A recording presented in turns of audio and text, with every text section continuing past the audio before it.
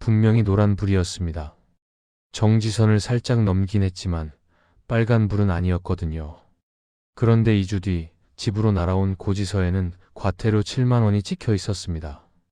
억울했죠. 내가 뭘 잘못했나 싶었습니다. 알고 보니 문제는 단순했어요. 단속 카메라가 어떻게 작동하는지, 정확히 어느 순간에 찍히는지를 몰랐던 겁니다. 지금 이 순간에도 전국도로 위에는 1만 5천 대가 넘는 고정식 카메라가 돌아가고 있고, 여기에 이동식, 구간 단속, 후면 카메라까지 더하면 사실상 단속망을 피할 구멍은 없습니다. 그런데 놀라운 건 이겁니다.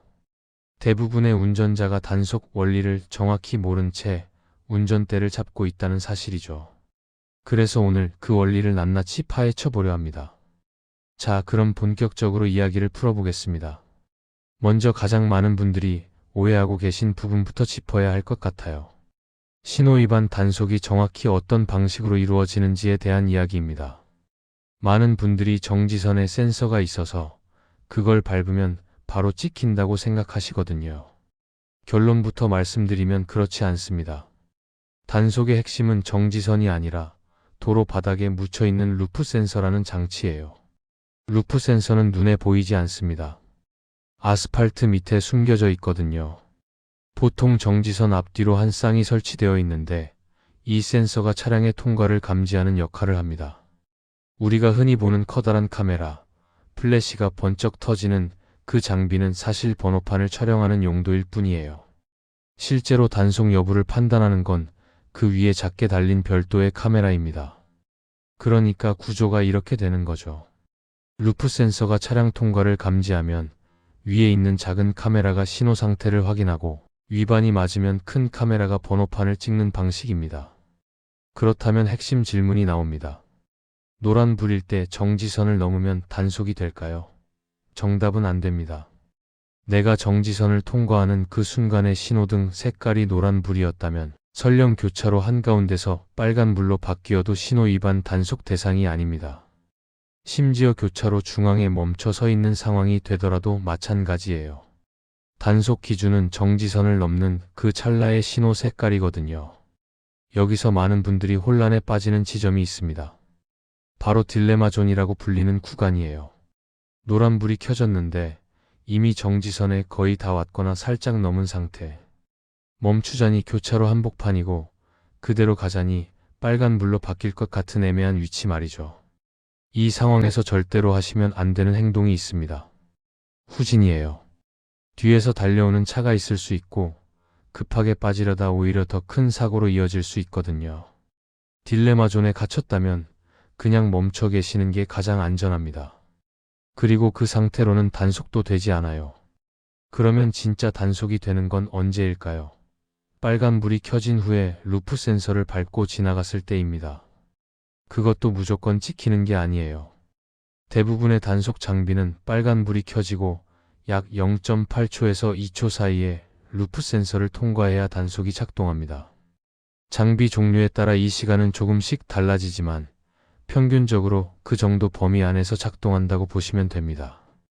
빨간불이 막 켜진 직후에 아슬아슬하게 통과한 경우라면 찍힐 수도 있고 안 찍힐 수도 있는 경계선에 있는 거죠.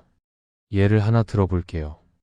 정지선을 노란불일 때 넘었고 교차로 안에서 정차했는데 그 사이에 빨간불로 바뀌었다. 이 경우는 단속 안 됩니다.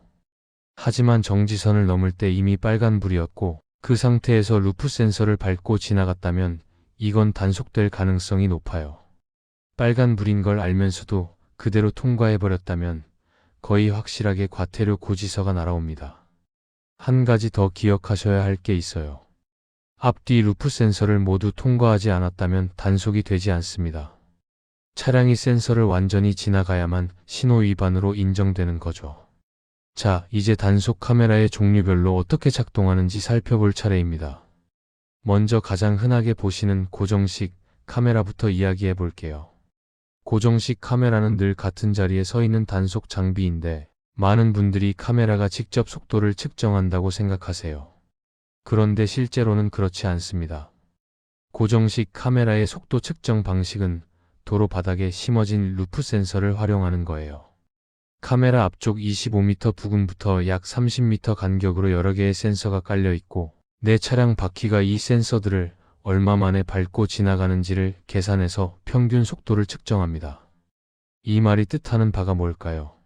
카메라 바로 앞에서만 속도를 줄이는 건 이제 통하지 않는다는 겁니다. 잠깐 브레이크 밟았다가 카메라 지나고 다시 가속하는 방식, 예전에는 먹혔을 수도 있어요. 하지만 지금은 센서가 여러 개니까 구간 전체의 평균 속도가 잡히거든요. 거기다 요즘은 후면 단속 카메라까지 빠르게 늘어나고 있습니다. 예전에는 정면만 찍었기 때문에 카메라 지나고 나서 다시 속도 올리는 분들이 많았죠. 그런데 지금은 뒤에서 번호판을 찍는 카메라가 전국적으로 확대 설치되고 있어요. 후면 카메라가 특히 중요한 이유가 있습니다. 오토바이 같은 경우 번호판이 뒤에만 달려 있잖아요. 정면 카메라로는 번호판을 잡을 수가 없었던 거죠. 그래서 속도 위반, 신호 위반, 헬멧 미착용, 인도 주행까지 전부 후면 카메라로 단속하기 시작했습니다. 물론 자동차도 예외가 아니에요.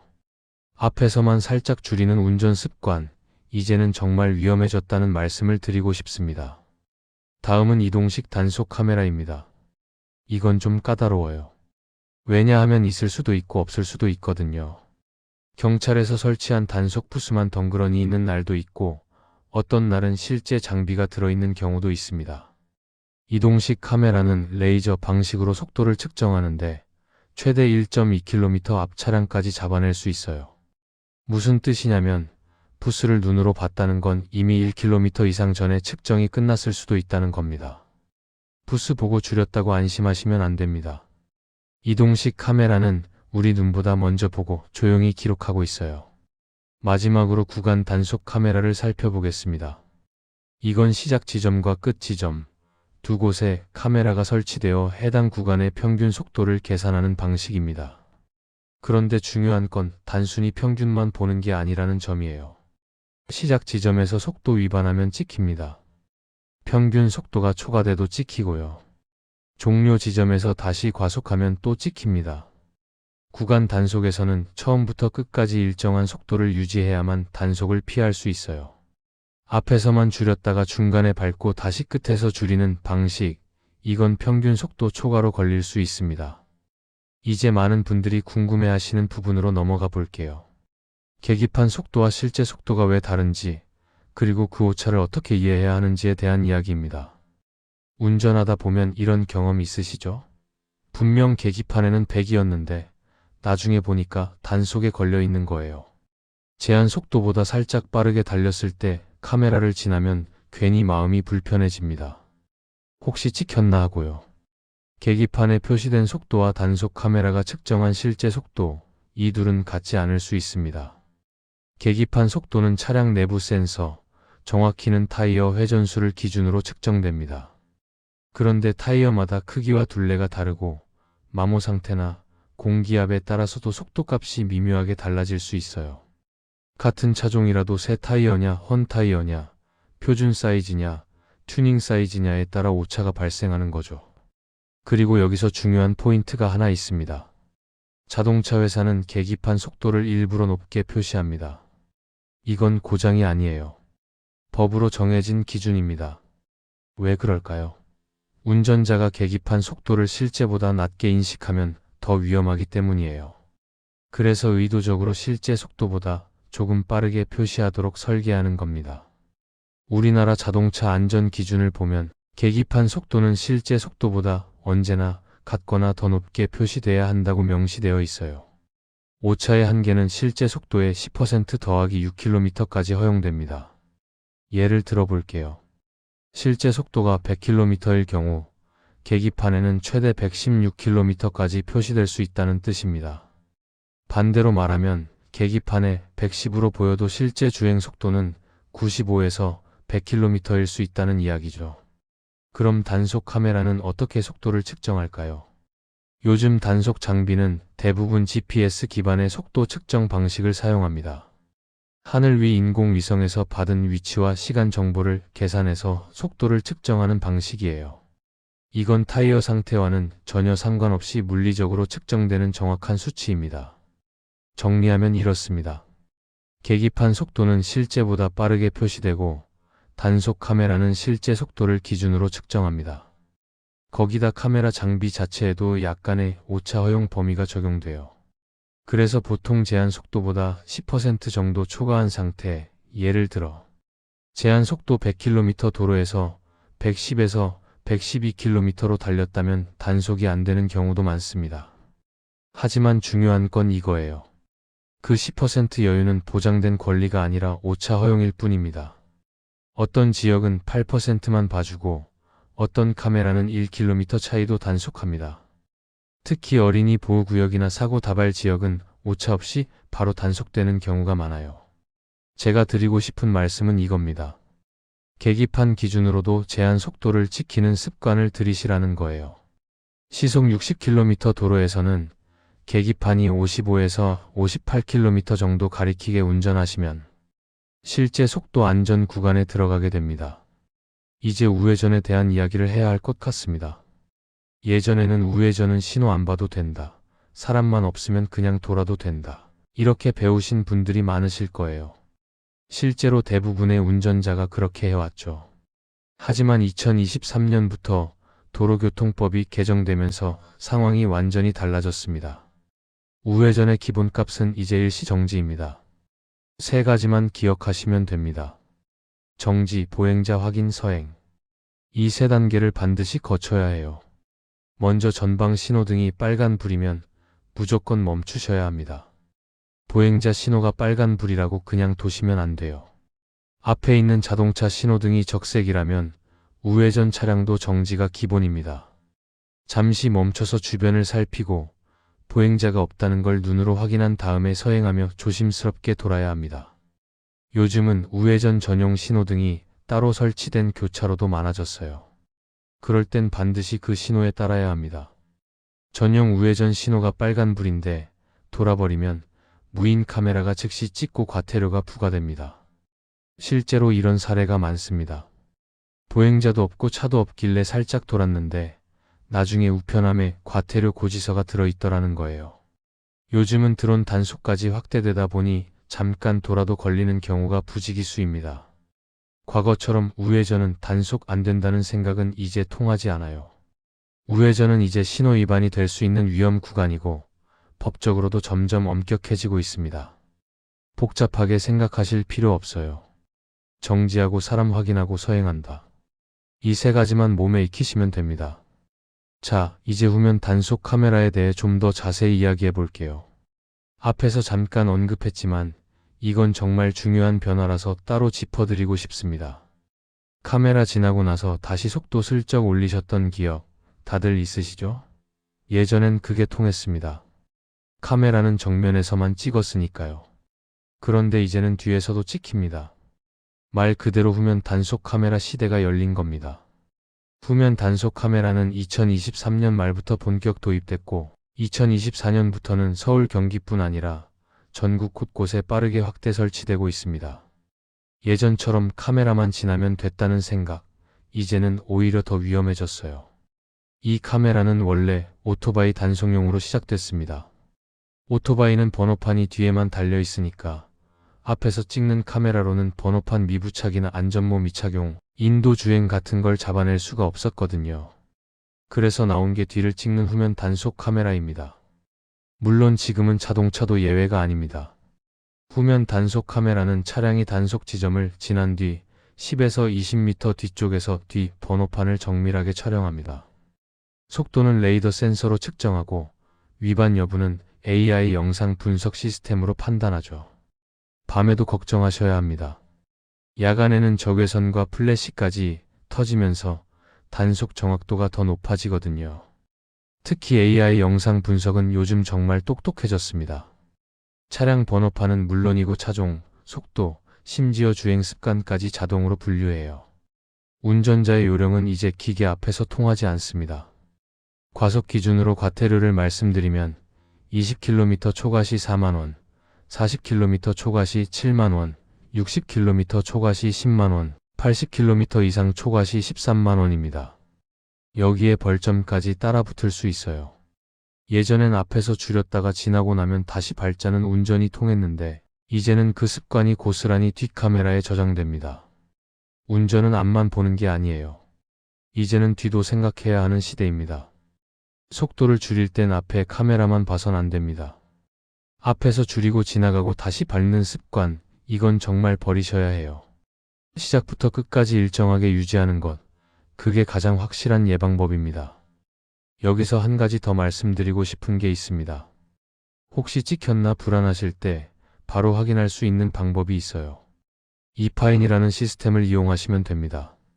www.efine.go KR에 접속하시면 단속 여부, 과태료, 벌점까지 실시간으로 조회할 수 있습니다. 불안한 마음으로 2주를 기다리실 필요 없이 직접 확인하고 기한 내에 납부하시면 가산금도 피하고 스트레스도 줄일 수 있어요. 이제 실제로 바꿔보실 수 있는 운전 습관들을 정리해 드릴게요. 먼저 도로에서 속도 표지판을 먼저 보시고 계기판은 그 다음에 보시는 습관을 들이세요. 많은 분들이 계기판부터 보시는데 실제 기준은 도로에 있습니다. 표지판을 먼저 확인하는 게 정말 중요해요. 그리고 교차로 100에서 150m 전부터 미리 감속하시는 습관을 들이시면 좋습니다. 노란불 들어왔을 때 갑자기 급브레이크 밟는 것보다 미리 줄이면 위험도 줄고 딜레마 존에서도 훨씬 여유가 생기거든요. 내비게이션 경고는 참고만 하시고 맹신은 금물입니다. 신호 속도, 단속 위치는 실시간으로 바뀔 수 있어요. 타이어 상태도 정기적으로 점검하셔야 합니다. 타이어 마모나 공기압만으로도 계기판 속도 오차가 커질 수 있거든요. 내가 지켰다고 생각해도 실제로는 넘었을 수 있습니다.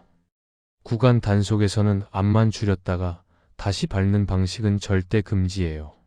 시작부터 끝까지 속도를 일정하게 유지하셔야 평균 속도가 초과되지 않습니다. 우회전할 땐 정지, 보행자 확인, 서행을 항상 기억하세요. 신호가 빨간불이든 보행자가 없어도 일단 멈추는 게 기본입니다. 후면 단속 카메라 앞에선 앞만 지나면 끝났다는 생각을 버리셔야 해요. 10에서 20m 뒤에서도 번호판이 찍힙니다. 지나고 나서 속도 올리는 습관, 이건 정말 위험합니다. 운전을 하면서 가장 많이 하는 생각 중 하나가 이거예요. 괜찮겠지. 하지만 단속은 바로 그 괜찮겠지를 노립니다. 계기판 속도는 실제보다 조금 더 빠르게 표시되도록 법적으로 설계되어 있고 단속 장비는 점점 더 정밀해지고 있습니다. 특히 후면 단속 카메라는 앞에서만 속도 줄이면 끝이라는 운전자들의 오랜 요령을 완전히 무력화시켰어요. 신호등이 노란불일 때 정지선을 넘는 건 대부분 단속이 안 됩니다. 하지만 빨간불로 전환된 후에는 단 몇 초도 단속 대상이 될 수 있어요. 우회전은 이제 보행자 유무와 관계없이 일시 정지가 기본입니다. 법규를 요령껏 피하는 시대는 지났습니다. 이제는 원리를 알고 안전을 먼저 지키는 시대예요. 혹시 찍혔나 걱정되신다면 이파인에서 바로 확인하시고 기한 내 납부하셔야 가산금도 피하고 불안도 줄일 수 있습니다. 결국 가장 확실한 운전 습관은 표지판을 보고 정지선을 지키고 속도를 여유 있게 유지하는 것입니다.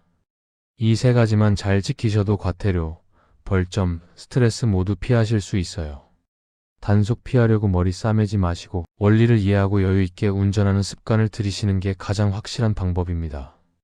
무엇보다도 안전운전은 내 생명을 지키는 일이자 내 가족을 안심시키는 방법이라는 걸 기억하시면 좋겠습니다.